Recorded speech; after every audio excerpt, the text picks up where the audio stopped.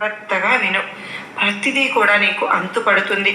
ఒక్కసారి నా కోసం కళ్ళు మూసుకో. నా రూపాన్ని ఊహించుకో. నువ్వు నన్ను నమ్మావుగా. నమ్మితే మనస్ఫూర్తిగా సంతోషించేవారు ఎవరైనా ఉన్నారా?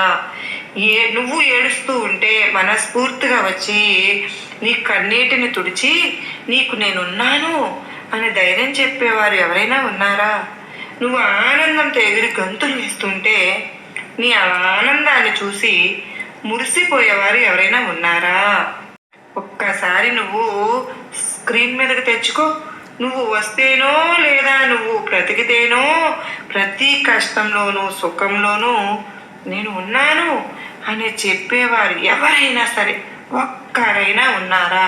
ఇప్పుడు అనిపిస్తుంది కదూ బిడ్డ నీకు నువ్వే ఒంటరివి అని చెప్పి. మరి నీకు నువ్వు కూడా లేకపోతే ఎలా చెప్పమ్మా? నీకు నువ్వే దైవానివి కావాలి. నీకు నువ్వే ధైర్యానివి అవితే గనక, నీకు నువ్వే శక్తివి అవితే గనక, నీకు నువ్వే అమ్మవి కావాలి. నీకు నువ్వే తండ్రివి కావాలి, తల్లివి కావాలి. మొదట నీకు నువ్వే చూసుకోవాలి నిన్ను.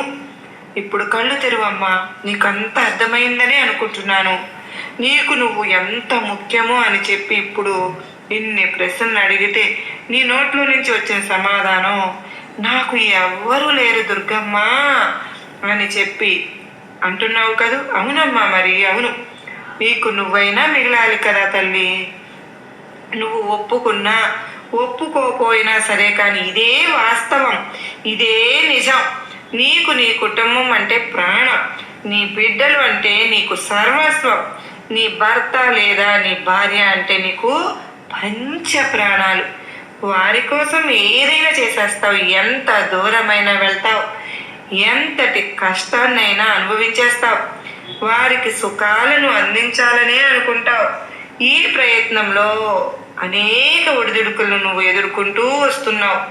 కొన్ని సంతోషంగా అనిపిస్తున్నాయి, కొన్ని బాధగా అనిపిస్తున్నాయి.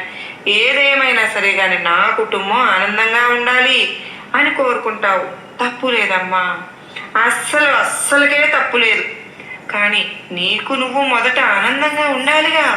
తరువాతే కదా నీ కుటుంబాన్ని ఆనందంగా ఉంచగలుగుతావు. ఇది కదా వాస్తవం బిడ్డ. ఒప్పుకోలేని వాస్తవం ఇదే. కనుక నీ మనసులో ఏర్పడిన టెన్షన్లు, బాధలు, నష్టాలు, కష్టాలు, దుఃఖాలు అన్నింటినీ పక్కన పెట్టి నువ్వు వాటిని దూరం పెట్టేసేయి. మనసంతా ఒక తెల్లటి కాగితంలాగా మార్చు. ఇప్పటి వరకు నీ మనసంతా కూడా పిచ్చి పిచ్చి గీతలు గీసేసావు.